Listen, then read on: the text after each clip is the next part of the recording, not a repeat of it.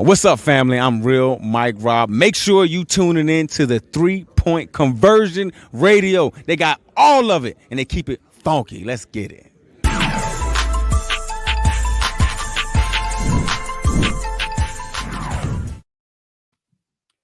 Welcome, everybody. Once again, it's your man, Raphael Haynes, a.k.a. Mr. Controversy. Did you miss me? And I have a special guest. We're talking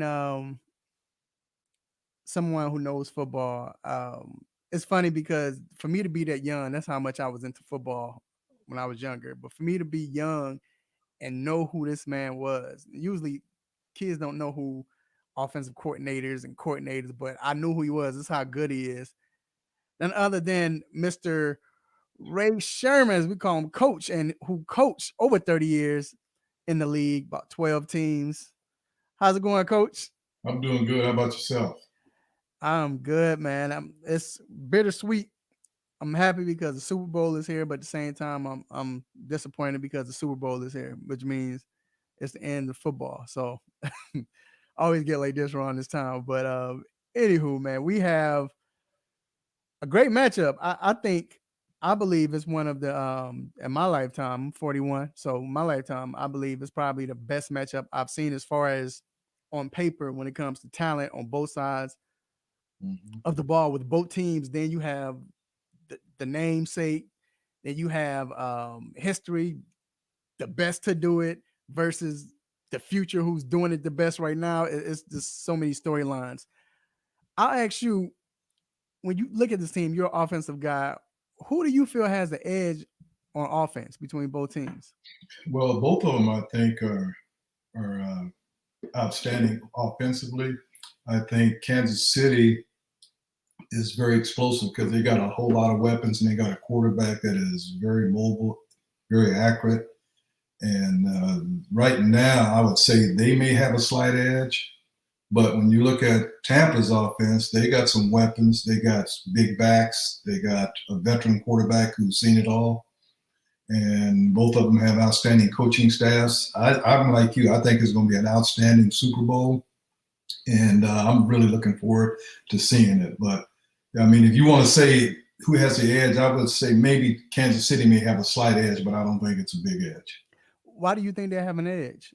Like, what is the edge I mean, they have? just look at all the positions, all the weapons that they have.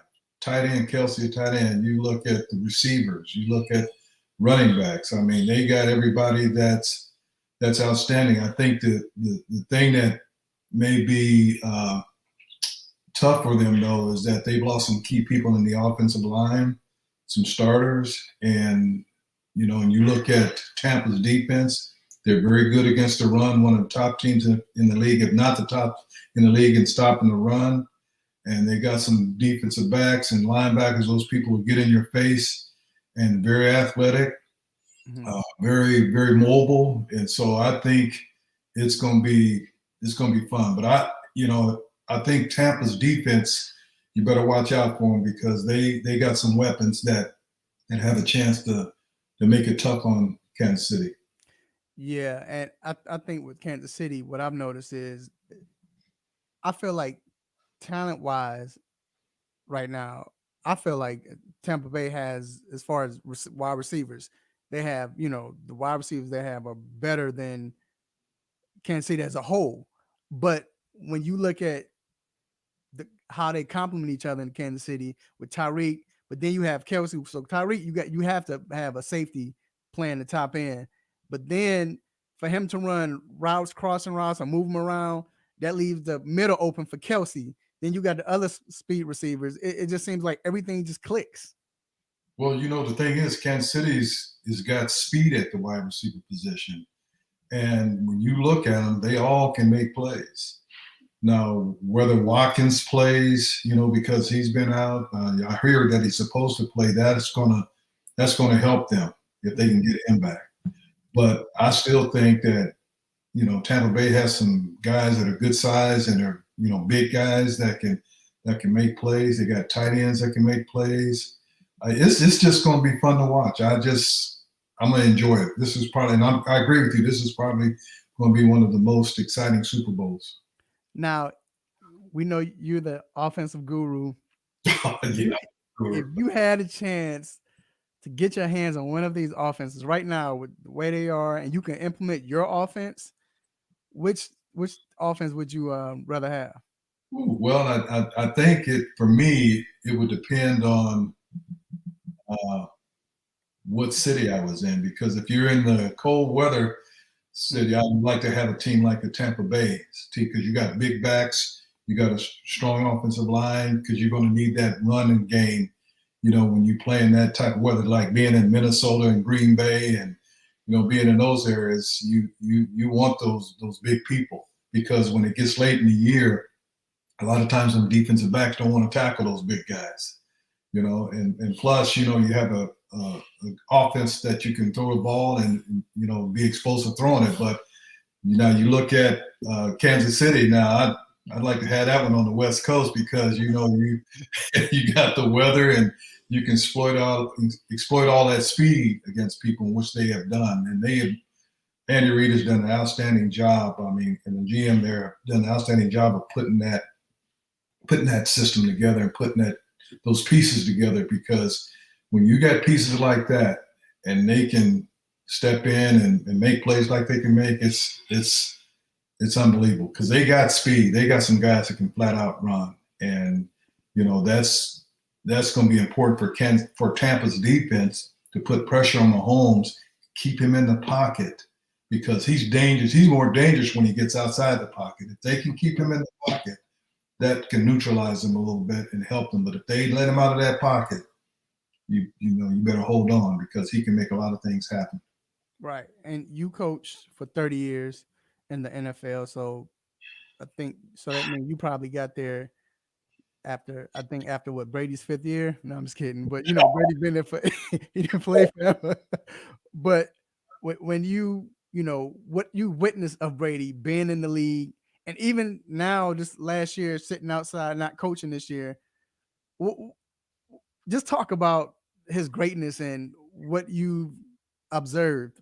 Well, first of all, Tom Brady's a California guy, and I'm from California, so I'm always support my California guys, Aaron Rodgers and those guys. So I'm always support them. But Tom Brady, what he has done and what he has shown is he's like LeBron. I mean, you take a guy that can put him on any team, and you go 10, 11 straight finals, and you look at Tom Brady, and this is 10th Super Bowl. I mean, that's almost unheard of. I mean, for what he has done, and it shows that when you look at, they had no OTAs, no mini camps, and for them to put that team together like they put it together, and what Tom Brady has brought to the table, and he got the ultimate respect from those players because of what he's done. So therefore, they're automatically going to listen. They are automatically going to buy in, to what he says, because he's done it before. And so therefore, when you get guys to buy in, that's the bottom line with teams. When you get guys to buy in, that's going to be the key. The other thing is, I give credit to their coaching staff in Tampa, because they went through a stretch where people were saying, oh, they can't do this, they can't do that. When they lost twice to the Saints, oh, they're done, they're not this and that. Can they make the playoffs? The NFL is a long season, and it's how you play in the December, how you come along. When you play well in December, they're hitting their stride at the right time, because you saw what they did to New Orleans. You saw what happened in Green Bay. I was listening to people say, well, when they go up to Green Bay, they're going to get torched. Their defense not going to be able to hold up to Aaron Rodgers and their receivers and their run game. Well, you saw what happened. That's why you got to play the game. You can't go by what people are saying. If you start believing what others say, then you get yourself in trouble. And I say the coaching staff at Tampa has done an outstanding job of keeping that team together, staying poised, not panicking, and that's why they are where they are today, because of that, the togetherness, and they did not panic. Now, we're fans, and you got a lot of people like, I think Tom Brady is the greatest player. I mean, at one point I had Jerry Rice, but for what Tom Brady is doing, it's like crazy. It's unbelievable. I mean, You know, and I've seen Joe, and I've seen a lot of great quarterbacks, but this guy, he is by far, I think he's the best. And see, you've coached Jerry Rice, you've coached Raiders. What this guy has done, what Tom Brady has done, and I've been on the other side of him, but you know, we beat him something, but I've been on the other side and got beat. But he is, when you see him in person, he's an imposing sight. He's a big man and he's smart. You're not going to fool him very many times. And when he has an ability to get that ball out of his hands, he's going to be dangerous. So and if Tampa use that running game, because that's the thing that's going to help keep Mahomes off the field. They use that running game, that's going to be the key in them winning the game. So let's move over to Tampa side. I mean, not Tampa side, but Kansas City side. You got Mahomes. Oh. Sure. When you look at him, what do you see in Mahomes? You ain't never seen anybody like him. I don't care what they say. I have not seen anybody that can make all the throws like he can from different angles, body positions. I mean, he's unbelievable. And I saw a video of him this summer where he threw a football out of the stadium. You know, they showed him throwing a football out of Kansas City Stadium. And I said, good gracious alive, the arm strength that this man has. And he's just unbelievable.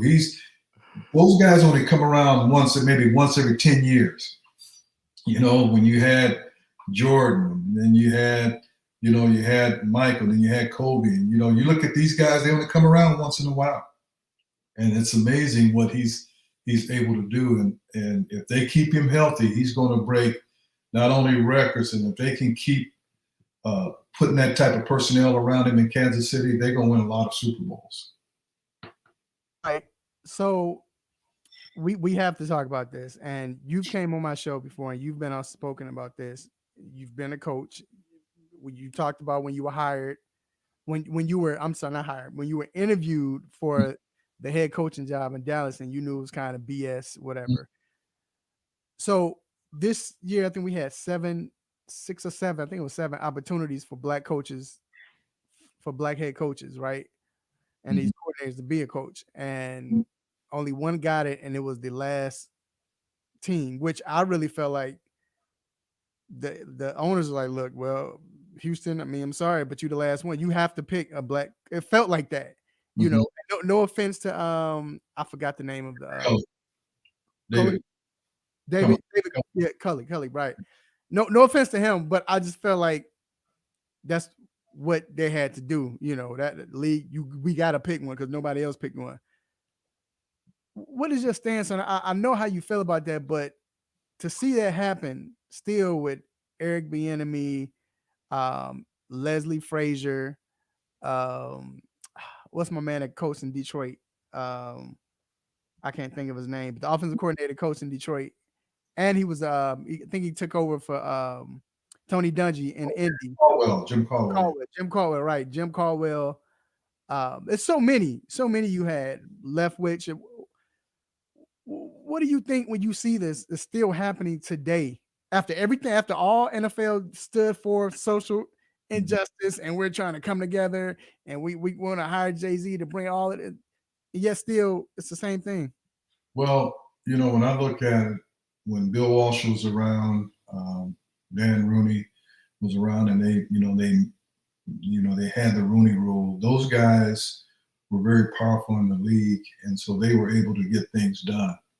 And I felt when we lost both of them, I felt that it took a lot away because people don't view the Rooney Rule as effective anymore. I don't, because I can see what has taken place, what has happened.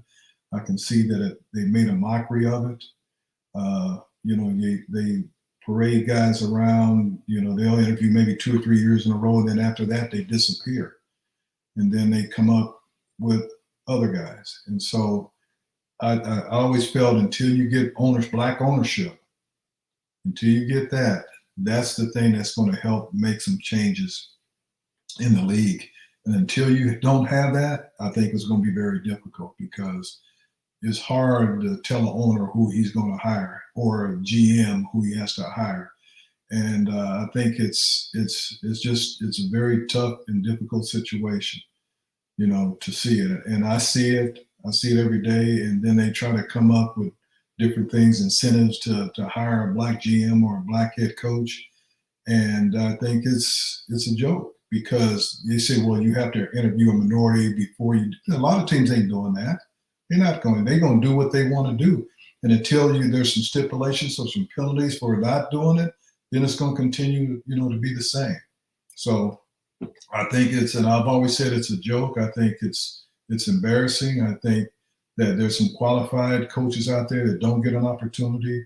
And it's very frustrating to see, because you see guys that are very talented coaches, but it's always, and you see that the rules change every year. Every year it changes, and this year it's, well, let's hire ex-quarterbacks and bring them in, because then eventually those guys are going to be the head coaches of teams. And you see it now. They're grooming them now, because those are going to be the next guys, because they might have played for a franchise or played somewhere, and then you're going to see those guys are going to be the next guys to become head coaches. But it's frustrating. I see, I feel, so bad for guys, that don't get opportunities. And then when we get an opportunity, because as a black coach, you have to, like people were talking about David Culley, well, he's 65. Well, you know what? As a black coach, you have to take your opportunities when they come, regardless of the age. Because just say that he didn't take the job, and he was offered a job and he didn't take it. Well, then they'll say, well, see, he had a chance to be a head coach and he didn't want it. You have to take those opportunities as they come, because you don't get very many of them. And that's the way I see it. Yeah, it's sad. And then, just to transition, now Deshaun is upset because he wanted Bieniemy, and not even just that, the fact that he wasn't involved in the recruitment and as far as what they were going to do, which he was told, he said, and promised. So you put David Culley in this bad situation. He comes in, the quarterback, a top 5 quarterback, doesn't want to be there anymore. If you were that head coach, is it any way that you could, I guess, salvage this relationship? Like, what would you do to talk to Deshaun? Because right now, of course, Houston broke his trust, or like I said, their trust, I should say. But what would you do or say to Deshaun try to keep him there at this point? Say, please, baby, please, please, please. No, I think the thing is with Deshaun is, he's got his mind made up. I would try to convince him, but, you're talking about a young man that has a lot of pride, and he was told something. And then he's seen what has happened in the past, too, about don't let the inmates run the prison, and those statements were made. And so that's something that he hasn't forgot. And then you see his best receiver is shipped out. You see, other players are being shipped out. And so he's saying, what are you doing? You're shipping all my weapons out, and you're expecting me. And he had a heck of a year this past season for what he did. He was phenomenal.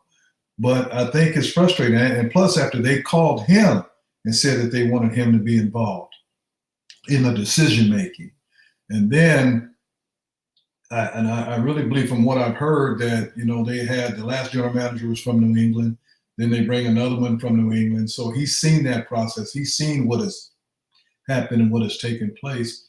So I think he's just frustrated, and that he wants out. And people can say whatever he wants to say, but that guy has been a model citizen for that franchise since he's been there. But it comes a point in time where people can say what they want. It's not about the money. It's about the respect, and it's about living up to what you say you're going to do. You can get paid, but what if you're getting paid a lot of money, but they keep lying to you about what's happening, what's going to do? Then all of a sudden, enough is enough. Then you hear on the outside of people talking about, well, they sorry, they this and that, and I'm not going to do this. I don't want to support them, and you hear all those negative things, but it's out of your control. So now he has a chance to say, hey, trade me. And so, and I can't, say what he's wanting to do is wrong. That's him. that's his life. That's his decision to make. And I gotta, as a coach, if I was trying to get him, I have to support his decision. I say, hey, I understand. Even though I would hate to lose you, I want you to be here and make, help us build something. But if he doesn't want to be there, then he's saying that he doesn't want to be there. I don't think he's going to be in the right frame of mind if he does stay, because then what's going to happen next year? Hey, I don't want to be here. So that's the other thing that you're faced with. And so if it's me, if he doesn't want to be there and they decide he's not going to be there, then I try to do what the Rams, what Detroit did, is trade him, get as many draft picks, first round picks that I can get in draft picks, or maybe some players, and then move on. Because if you keep drawing it out and dragging on, then it's going to get even worse. And I don't even think they want to, that to be, especially around the Super Bowl. They don't want to, hear all those things and the drama around the Super Bowl, So nothing like that. But that's a great segue, because that trade. Detroit. I understand they were trying to get Los Angeles was trying to get, away from Goff, but they gave up a lot, and then you give Detroit all of those picks plus Goff, which I want your opinion. What do you see in Goff? Like, at one point, Goff is a very good quarterback and looking to be one of the top quarterbacks in the league. Sometimes they show inconsistency, but he's a very good quarterback. Like, what is your evaluation of him? I'll ask you that. First couple of years, I said, this guy is pretty doggone good quarterback. He's young, but he showed the ability. He was throwing the ball deep. He was accurate. He was making the throws to the outside, over the middle. He was phenomenal. And then also, too, they've had some coaching changes. He's had a couple of different position coaches. Whether that affected him or not, I don't know. But he's had some different position coaches, but the head coach has been consistent. He's been a constant there. So I don't, for somewhere along the line, I don't know if he lost his confidence or what has happened to him. But sometimes with players, when they get a fresh start, then they're able to do something. Because I'm going to give you an example. When Steve Young was at Tampa, and I remember this is before I got to San Francisco, Steve Young played at Tampa, and he was just running around and doing all crazy things. And then Bill Walsh said, I want him, and got him to San Francisco.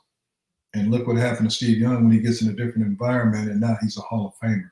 And I had a chance to be around Steve Young. You talking about a smart son of a gun, very athletic, and you see what happened to him. And I think it's an environment. When you get players in environments, you see them excel. Fournette, running back. He was at Jacksonville. They cut him. He goes to Tampa, and look at what he's done. You surround yourself with talented players and talented people, and it brings out, a different type of energy in you. And that's the thing that's the thing I see. When you get great players with great players, it's very competitive, and guys don't want to be the one that screwed up. And so that's what I see. It's just the change of environment is going to probably help him, and then we'll see what happens when he gets to Detroit. And I can understand it. Now, Matthew Stafford still has he's still got some juice now. Yeah. He can still play. And so the Rams are saying, hey, we want to win right now. We don't want to look at 2 years down the road. Who's to say what's going to happen 2 years down the road? And people always say, well, you got to look at the future. Hey, they want to win right now. That's the reason why they're doing what they're doing. They got a top-notch, first-class defense, and they got some weapons on offense. We want to win right now. And they don't want to go through what they've gone through the last few years. And so that's the reason why they made the decision, because you can see those last few years, Goff was kind of going, digressing. And maybe they said, okay, enough is enough, and we got to do something, because if we don't make a change, if we don't do something, we may lose our team. We may lose the confidence of our players. And now when you go get a guy like Matthew Stafford, who is a talented quarterback who still can throw it and still can make plays, then they say, hey, this is our chance to try to get back to the show. So it was a good trade for Detroit, because they're going to get all those future first-round picks plus Goff, but it's huge for the Rams, because they say, hey, we got a guy that can come here right now and get us to where we're going to go. Because I'm going to say this. The Rams go to the Super Bowl and they win the Super Bowl. Then what are they going to say? You know what I mean? What are they going to say? So that's what you got to look at. And that's what the Rams are saying. They got a beautiful stadium, and maybe the fans will be coming back into the stadium next year, hopefully. And that place is going to be wild. Do you think that what happened in Tampa Bay kind of influenced that as far as the Rams? As far as to say, you know what? I know they was thinking about getting rid of Goff, but to see how it worked with Tampa, I mean, yes, it's Tom Brady, but still, first year it clicked. He has talent now. He didn't have talent in New England, and boom. Do you think that kind of influence? Well, it probably has something to do with when you look at Tom Brady. Now, you're talking about a champion, Super Bowl champion, who's been there, who has seen it all, and knows what it takes to get to that point. And then you take another quarterback that hasn't been in the Super Bowl, hasn't won any playoff games, and then all of us, but he is talented now. So let's see what he can bring to our team. And then he's going to be excited because look at the weapons he's going to have around him, and look at the defense. He hadn't had a defense like he's going to. So that's energizing to him to have that kind of defense, and then the weapons he's going to have in offense. So that's going to energize Stafford and get him excited. So that's why I'm really excited to see, what he brings to the table. Because I know he's talented. I've coached against him a lot. And I tell you what, you got to hold your breath when he throws it because he can make some throws. Right. Yeah. I'm a Bears fan, so he's I'm sorry. I know how he is. So so before we let you go, Coach, and I thank you for coming on, just could I get your prediction? Who do you have winning? I've been asked this question. I said I think Kansas City is very talented. They're a very good team, but what Tampa Bay has done, and see, that's what you got to look at, what they've done in the last part of the season and what they've done in the playoffs, going on the road to Washington, going on the road to New Orleans, going on the road to Green Bay. That's hard to do. That's hard to win on the road. And you going into somebody else's house. You played a team in New Orleans that beat you twice, and you go there and you embarrass them. You go on the road to Green Bay, who was the number 1 seed, and you go there and you beat them. Mm-hmm. It's a different mindset, and these guys got a different mindset. They lost to Kansas City the first time, 27-24. I think it's going to be different now because Todd Bowles, I had a chance to coach with Todd at Dallas, and he is a smart he played the game, but he's a smart coach, and he does some things that can make things happen. And he's got some players, and that his mindset is in those players now. They believe it. And you look at that defense of Tampa. I think Tampa's defense is top notch. And you can stop the run during the season, and they've done it in the playoffs. They stopped Kansas City's run. And keep Mahomes on the bench. I'm going with Tampa. I was going to say, you have a great defensive coach when he talks and he don't open his mouth. So he, you know how he talks. And I love the way he talks. Like open his mouth. You got a tough coach. Hey, I'm telling you what, he gets his point across, and guys respond. They respond to him, and he knows how to handle people. He knows how to deal with people, and I hope that he gets another chance as a head coach because he is top notch. He's bright. He's a sharp coach, and I'm telling you what, it's going to be fun. It's going to be fun to watch. But there you have it, the one and only legendary offensive guru, Coach Ray Sherman. Thanks for coming on, sir. Of course, love to have you on a radio show soon. Talk football, and you have a great, wonderful day and enjoy the Super Bowl. All right, you too, and thanks a lot. All right, we're gonna take a quick break. I'm on a radio show. All right, I'll see y'all. We're gonna be back. We're gonna have Trey Turner, the offensive lineman for the Los Angeles Chargers. He's gonna come up at 12:45. So y'all watching, y'all want to stay tuned for that because we're gonna talk about everything we talked about plus Cam Newton because that was his boy in Carolina. Mm-hmm. I'll see y'all. Will you miss me? Peace.